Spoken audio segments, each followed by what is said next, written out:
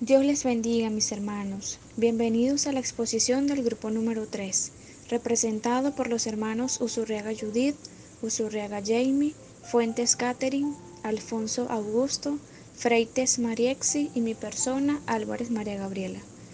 Nos corresponde exponer sobre los libros de Ruth y Samuel. El libro de Ruth está dentro de los libros históricos. Sus personajes son los siguientes: Elimelech, Noemí, Kelión, Malión, Orfa, Ruth y Booz. Este libro presenta eventos muy importantes desde sus inicios en el capítulo 1. La hambruna en tiempos de jueces, la cual se consideró una época de gran hambre en las tierras del oriente, debido a la descomunal sequía que embargó al tiempo de los jueces, y se cree que esto fue bajo el gobierno de Gedeón. También se registran la partida de Elimelech y su familia a tierras de Moab, además de su muerte junto a sus hijos en tierras extranjeras. Para finalizar, se menciona el regreso de Noemí con Ruth a su tierra en el tiempo de la siega de la cebada. Ahora seguimos con los capítulos 2 y 3. Ruth comienza su trabajo de espigar en los campos, justamente en los campos de Booz. Ella alcanzó el favor de él, hallando gracia delante de sus ojos, de tal manera que él da la orden de dejar libres los manojos de las esquinas para que ella pudiese espigar sin mayor problema. Esto era una práctica que se estableció desde antes en la ley, donde se dejaban de espigar los manojos de los bordes para el aprovechamiento de los pobres.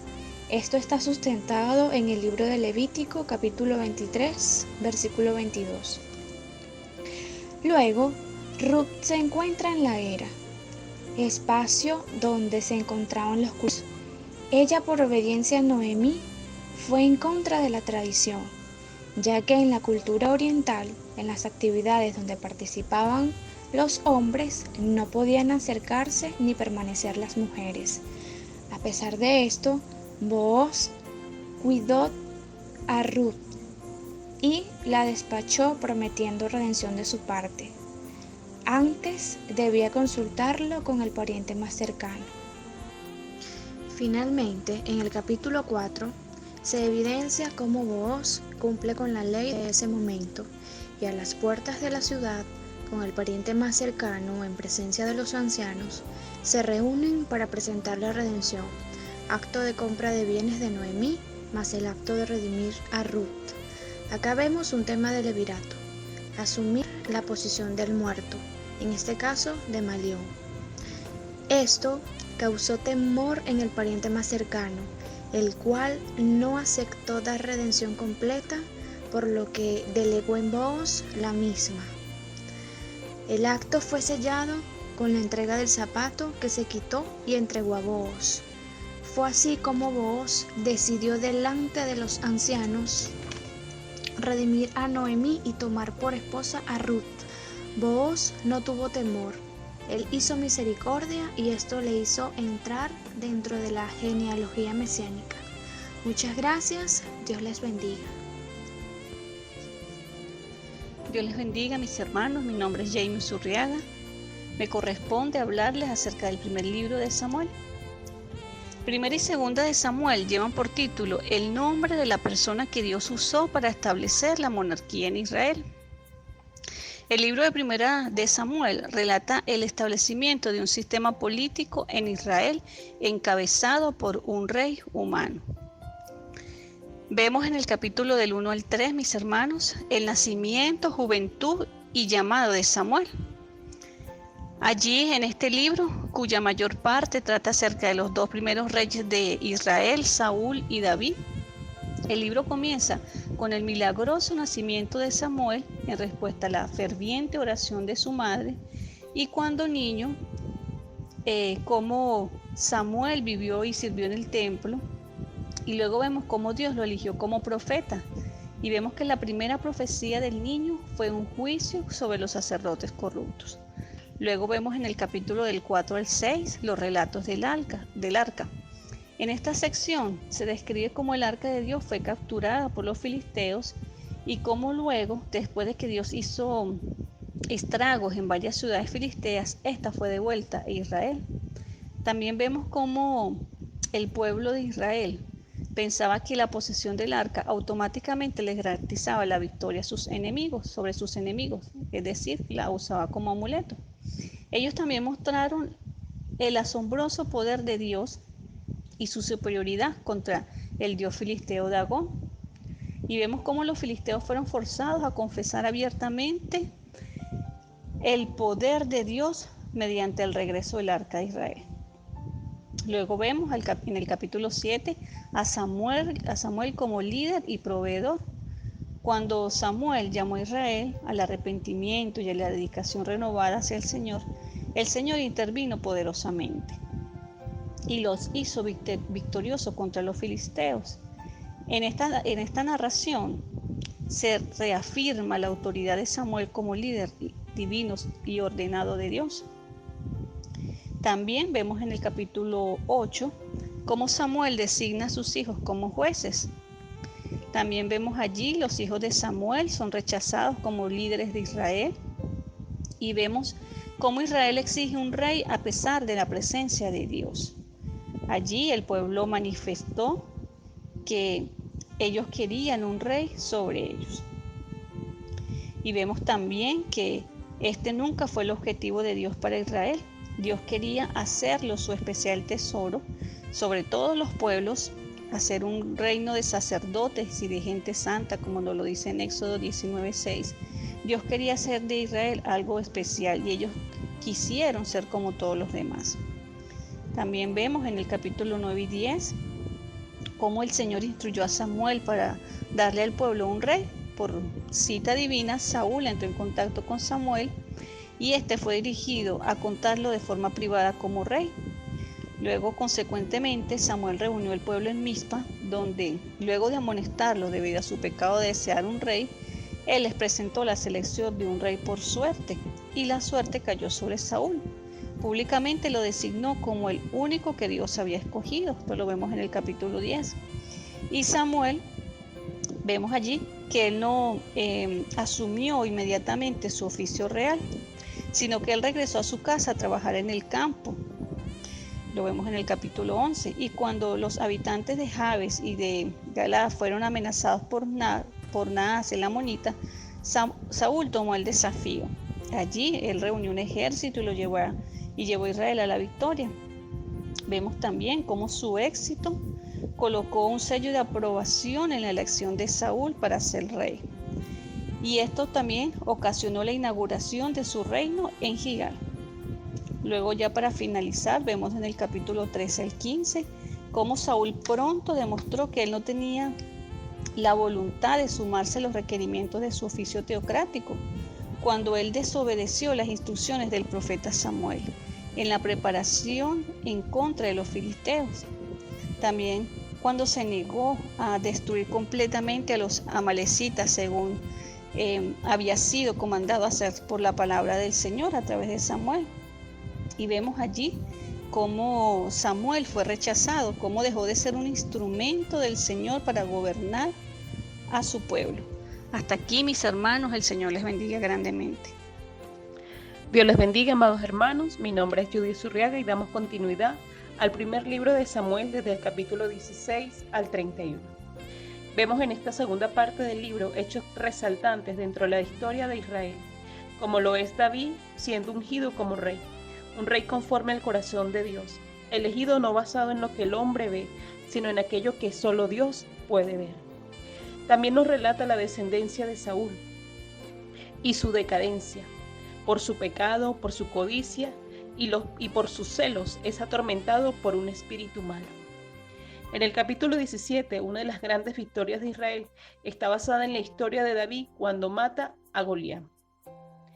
Luego nos muestra un pacto de amistad entre David y Jonatán, amistad que desencadena los celos de Saúl hacia David, a tal punto que Saúl trata de matar a David en varias ocasiones.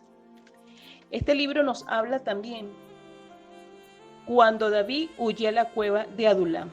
y cómo David perdonó la vida de Saúl aun cuando ésta pudo estar en sus manos. En el capítulo 28 nos señala la mayor decadencia de Saúl y su pecado cuando éste consulta a una divina. Este libro, el primer libro de Samuel, concluye con la derrota de David a los amalecitas y cierra con la muerte de Saúl, no solamente de él, sino de toda su descendencia. Que el Señor les bendiga en gran manera. Dios les bendiga, continuamos. Mi nombre es Catherine Fuentes. Vamos a estar ahora hablando acerca del libro de Segunda de Samuel. Este libro puede ser dividido en dos secciones principales, las cuales son los triunfos de David y los problemas de David. Y posteriormente, la última parte del libro, podemos decir que es un apéndice no cronológico que contiene detalles posteriores del reinado de David. El libro comienza con David recibiendo las noticias de la muerte de Saúl y de sus hijos. Él proclama un tiempo de duelo. Poco después, David es coronado rey sobre Judá, mientras que Is-Boset, uno de los hijos sobrevivientes de Saúl, es coronado rey sobre Israel. Una guerra civil le sigue, pero Is-Boset es asesinado y los israelitas le piden a David que reine sobre ellos también. David mudó la capital del país de Hebrón a Jerusalén y más tarde transporta el arca del pacto de Dios. El plan de David de construir un templo en Jerusalén es quitado por Dios, quien entonces le promete a David las siguientes cosas. 1. Que David tendría un hijo que gobernaría después que él. 2. El hijo de David construiría el templo. Y 3. El trono ocupado por el linaje de David sería establecido para siempre. 4. Dios jamás apartaría su misericordia de la casa de David. David conduce a Israel a la victoria sobre las muchas naciones enemigas, las cuales se les rindieron. Él también muestra su bondad con la familia de Jonatán al aceptar y retribuir a Mefiboset, el hijo lisiado de Jonatán. Dios le bendiga, mis hermanos. Por acá habla su hermano en Cristo, Augusto Alfonso. Vamos a continuar hablando en la exposición. Quedamos entonces que David cae, él codicia a una hermosa mujer llamada Betsabé, comete adulterio con ella y luego manda a matar a su esposo. Eso lo podemos ver en el capítulo 11. ¿Sabe algo? Cuando Natán el profeta confronta a David con su pecado, David lo confiesa, que es lo más tremendo, y Dios en su gracia lo perdona. Sin embargo, el Señor le dice a David, hermano, que los problemas surgirían desde dentro de su propia casa. El problema viene cuando el hijo primogénito de David, Amnón, viola a su media hermana Tamar. En represalia, Absalón, el hermano de Tamar, mata a Amnón. Absalón entonces huye de Jerusalén en vez de enfrentar la ira de su padre. Más tarde Absalón, mis hermanos, encabeza una revuelta contra David, y algunos de los colaboradores más allegados a David se une a la rebelión. Capítulo 15 y 16. David es forzado a salir de Jerusalén, tremendo, y Absalón se establece él mismo como rey por corto tiempo. Sin embargo, el usurpador es derrocado y contra los deseos de David es asesinado. David llora a su hijo muerto. Un clima generalizado de desasosiego impregna el resto del reinado de David. Los hombres de Israel amenazan con separarse de Judá y David debe detener otra insurrección. Capítulo 20. El apéndice del libro incluye información concerniente a 3 años de hambre en la tierra, una canción de David, un registro de las hazañas de los guerreros más valientes de David y el pecaminoso censo de David y la consiguiente plaga. Bueno, mis amados hermanos, sigue siendo para nosotros un hermoso privilegio el poder estar junto a usted, compartiendo en esta oportunidad un resumen de los eventos más alusivos a este libro, queriendo sea de mucha bendición y edificación para llevar a cabo en este tiempo donde Dios nos ha plantado en los lugares específicos el poder ser un canal de bendición para todo aquel. Amén. Quien les habla, su hermana en Cristo, María Exi Freites. Y es que los eventos que presenta el libro de Ruth son contemporáneos con la primera mitad de Jueces, y en contraste con este periodo de luchas y derramamiento de sangre aparece este precioso idilio famoso en la literatura mundial como una obra de arte narrativa. Sin embargo, el libro, más que una bella imagen de una vida pastoril detrás de la historia de la fidelidad de Ruth, hay claras alusiones de la obra redentora de nuestro Señor Jesucristo. Al analizar la etimología de los nombres de los personajes de esta historia, nos encontramos con algunos significados impactantes y la tipología de cada uno que queremos compartir con usted. La palabra Betlehem, que significa casa del pan, como la palabra de Dios. Elimelech, mi Dios es rey. Noemí, placentera. Ambos hacen alusión al pueblo judío. Malón, enfermo. Kelión, desfalleciendo, y aluden a la raza humana enferma, desfalleciente espiritualmente. Asimismo se nos presenta Orfa como sierva, como en representación a la esclavitud. Ruth, que hace alusión a la amistad, a la hermosura y simboliza la iglesia de Jesucristo. Mara, la amargura, estas circunstancias adversas que vamos a tener que pasar necesariamente para el crecimiento. Fulano de tal, el enemigo, aparece sin nombre, pero sabemos que es Satanás. Y Boaz, veloz, fortaleza, haciendo alusión a nuestro amado Salvador Jesucristo. Boaz, el pariente redentor, pero no el más cercano, es un símbolo de Cristo. Ruth representa a quienes entran en una nueva vida por la fe en Él, el símbolo de la iglesia de Jesús. Y es que Ruth, esta viuda sabia, leal hasta los huesos, se negó a abandonar a su familia y fue ampliamente recompensada. Leemos en el capítulo 1, verso 16, a donde tú vayas, yo iré. Donde quiera que tú vivas, yo viviré. Tu pueblo será mi pueblo y tu Dios será mi Dios.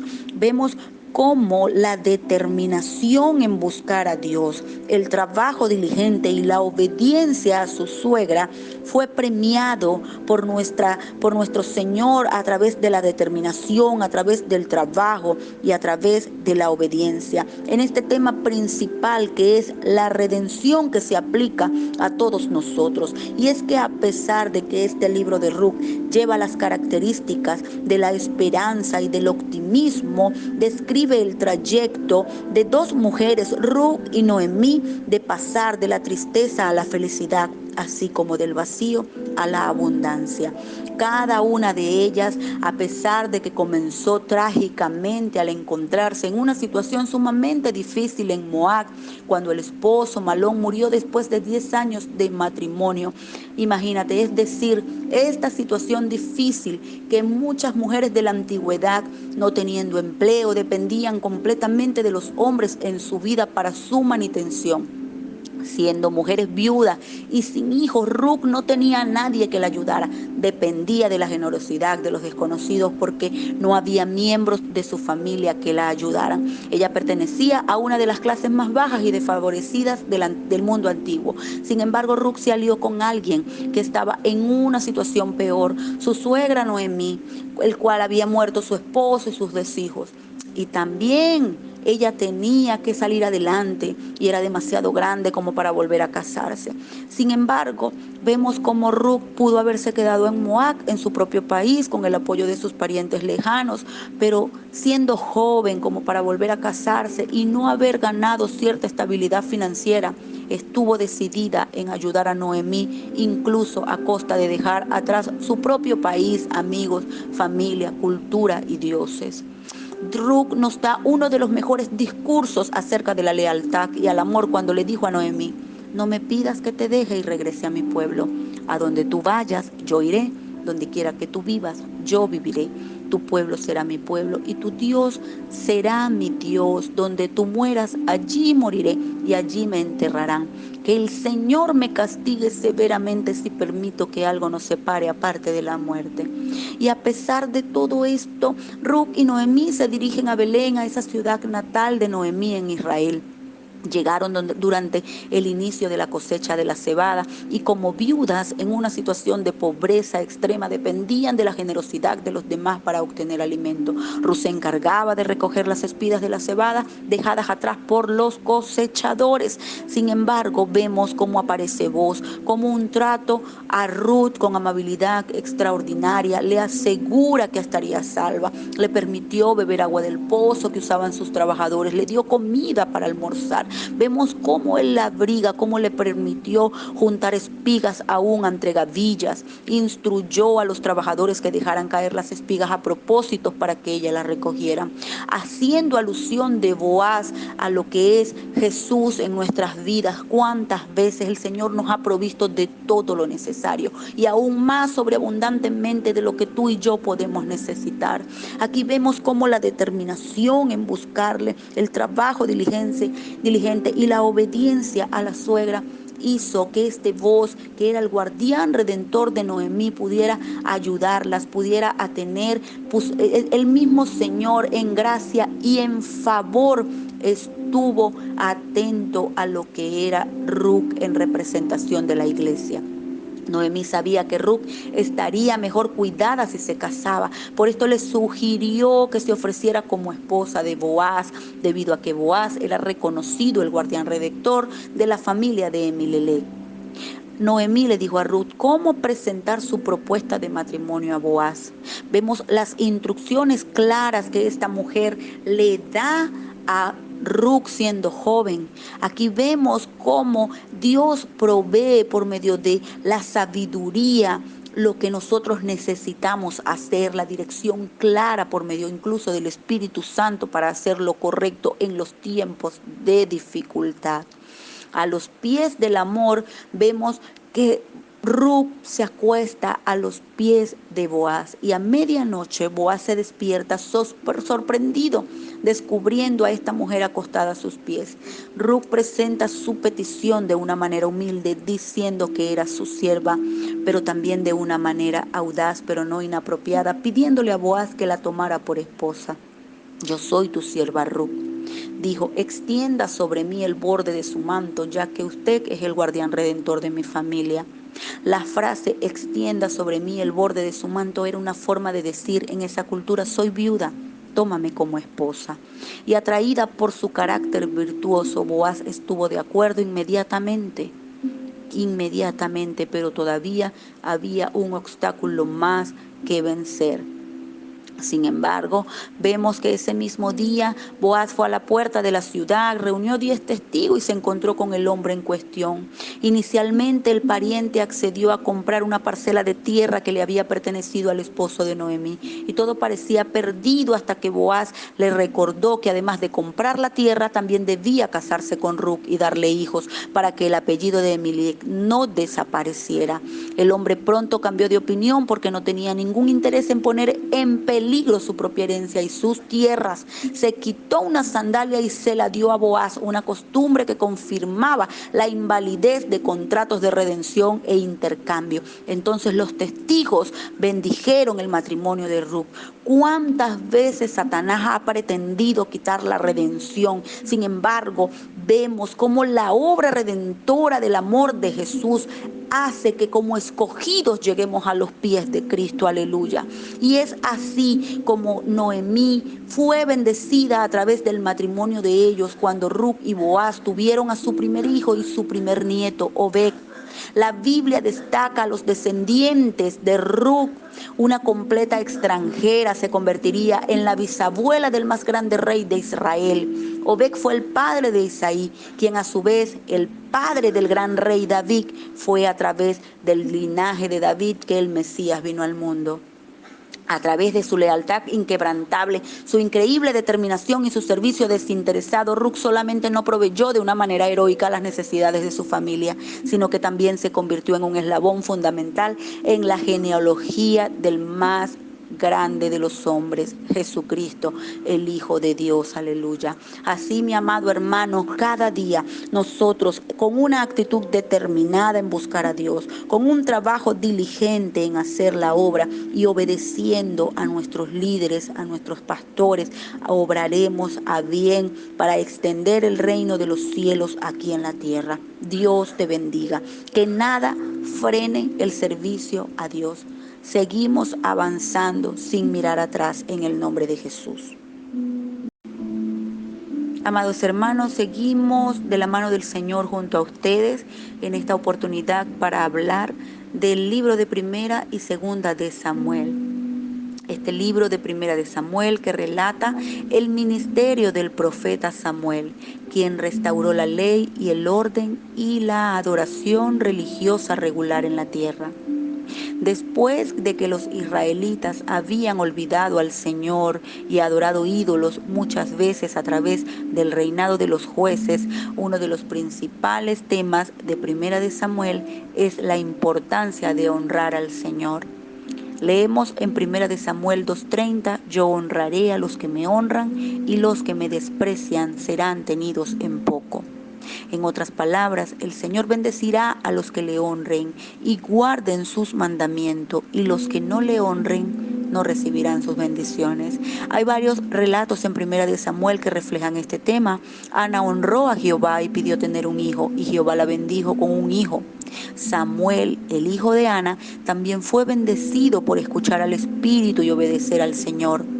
Saúl no continuó honrando a Jehová, por lo que Jehová nombró a David para reemplazarlo como rey. Siendo un joven, David ejerció la fe en el Señor, quien lo bendijo para que pudiera matar a Goliat. Al estudiar este libro de Primera de Samuel, podemos ver cómo nuestra fe se incrementa por ser bendecidos a través de la honra y obediencia al Señor. Realmente no sabemos con certeza quién fue el autor de este libro de Primera de Samuel ni cuándo se escribió, porque seguramente se usaron varios escritos que se encontraban en ellos entre las crónicas del Estado. Pero vemos que aunque no esté claro ni cómo ni dónde se escribió el libro de Primera de Samuel, la división entre los dos libros separados probablemente haya ocurrido cuando este libro de Samuel se tradujo al griego, lo cual requirió que se pusiera el libro en 2 rollos en lugar de 1. Las características distintivas del primer libro de Samuel puede dividirse en 3 secciones principales, cada una de las cuales se centra con una persona diferente. En el capítulo del 1 al 7 se relatan los hechos de Samuel, el reto, sacerdote, profeta y juez. En los capítulos del 8 al 15 se centran en Saúl, el primer rey de Israel. Y en los capítulos del 16 al 31 se describe el auge de David. La primera sección comienza con el relato de Ana, la madre de Samuel. Su dedicación a Dios ayudó a preparar a su hijo para cumplir su función como el poderoso profeta de un pueblo apóstata. Este es uno de los pocos relatos importantes de la Escritura que representan a una mujer de fe excepcional en el Señor y destaca el papel de influencia de la mujer en el cumplimiento de los propósitos de Él. Otra característica distintiva de este libro es el relato que contiene la transición de una forma de gobierno a otra. Después de muchos años de ser una confederación trivial, gobernada esporádicamente y sin poca estructura por jueces, los hijos de Israel desearon tener un rey, como tienen todas las naciones. Y bajo la dirección del Señor, Samuel ungió a Saúl como el primer rey de Israel. Sin embargo, Samuel advirtió a los israelitas que lo que les ocurriría si elegían el ser gobernados por un rey. Así vemos cómo este hermoso libro puede, a través de cada una de las lecturas, pasearnos por las hermosas promesas que el Señor tiene para nosotros a través de mantener un espíritu de honra, un espíritu de obediencia al Señor. Sabemos que el Señor está dispuesto para que cada una de las promesas puedan verse reflejadas en nuestras vidas. ¿Estaremos nosotros dispuestos, amados hermanos, a mantener un espíritu correcto delante de la presencia del Señor? Cada uno de nosotros puede saber y entender que nuestro Dios amoroso seguirá siendo ese Dios maravilloso que nos dará la salida en medio de cualquier dificultad. Así que cada uno de nosotros pudiéramos, aún en medio de cualquier adversidad, darle al Señor este tiempo de honra, este tiempo de rectitud, para que sea el Señor tomando el control de cada una de nuestras vidas en el nombre de Jesús. Así mismo vamos a estar hablando en este momento de el libro de Segunda de Samuel. Aquí, amados hermanos, pudiéramos ver que el libro comienza con la narración del auge del reinado de David como rey de Israel, ilustrando la generosidad y la bondad del Señor con los que le son fieles. Sin embargo, al destacar los pecados de David y de sus hijos, Amnón y Absalón, este libro también se muestra que el pesar y la tragedia ocurren cuando se violan los mandamientos del Señor. A través del estudio de este libro se puede aprender que si no somos fieles en guardar los mandamientos de Dios, podemos cometer errores que alterarán dramáticamente el curso de nuestra vida y acarrearán consecuencias dañinas sobre nosotros y otras personas. Debemos, amados hermanos, tener claramente una disposición de obediencia. El libro de Segunda de Samuel es una crónica de la unción y del reinado de David como rey de Israel. A David se le recuerda como el más grande rey de la historia de Israel. Por causa de su fidelidad, Jehová lo bendijo y lo honró. Sin embargo, en Segunda de Samuel se ilustra que aún los más rectos pueden caer si no son diligentes en guardar los mandamientos. En el capítulo 11 se explica cómo la decisión de David de cometer adulterio con Betsabé llevó a David por el sendero del engaño y demás pecado. En el resto del libro se describe el sufrimiento y el dolor que hubo en la casa de David. Ese relato da un testimonio valioso de que debemos cuidarnos de la tentación y asegurar que estemos guardando los mandamientos de Dios. David se convierte en rey, el primero de la tribu de Judá y después de todo Israel. Lleva el arca del convenio a Jerusalén y ofrece construir un templo, pero Jehová se lo prohíbe. Jehová está con David cuando éste derrota a muchas naciones. David ejerce juicio justo y gobierna su reino con justicia y misericordia. David codicia a Betsabé y comete adulterio con ella. Betsabé concibe un hijo y David trata de hacer aparecer que Urías, el esposo de Betsabé, es el padre del niño. Cuando este plan no funciona, David dispone que Urías sería muerto en la batalla y toma a Betsabé por esposa. Esto se lo revela el Señor al profeta Natán, y Natán expone el pecado de David por medio de una parábola. Natán profetiza la tragedia y el dolor en que caerá David y su casa. La familia de David queda fracturada por la lujuria, el asesinato. Su hijo Absalón conspira contra él y trata de obtener el trono. David se esfuerza por reinar en rectitud y logra mantener el reino. Cuán importante, amados hermanos, es el que nosotros podamos mantener claramente nuestras convicciones. Claramente poder mantener que somos hijos de Dios y debemos tener una actitud de honra y obediencia delante del Señor, no dándole cabida en nuestras vidas al enemigo más allá de lo que pudiera el Señor permitirle, pues nosotros somos responsables de saber y entender que al hacer lo que no agrada a Dios puede traer consecuencias nefastas. Siga Dios ayudándonos, siga Dios obrando en favor, gracia y misericordia, aumentando nuestra fuerza y ayudándonos a ser más que vencedores cada día, que podamos buscar las verdades, aprender del ejemplo de David, de buscar la guía del Señor para lograr que nuestras vidas sean bendecidas y que aún en medio del llanto, aún en medio del dolor, podamos entender que nuestro Dios es Dios soberano y nos dará siempre más allá de lo que nuestras expectativas puedan esperarse. Que Dios continúe bendiciéndoles, amados estudiantes. Siga Dios añadiendo en cada uno de nosotros espíritu de sabiduría y de conocimiento en el nombre de Jesús.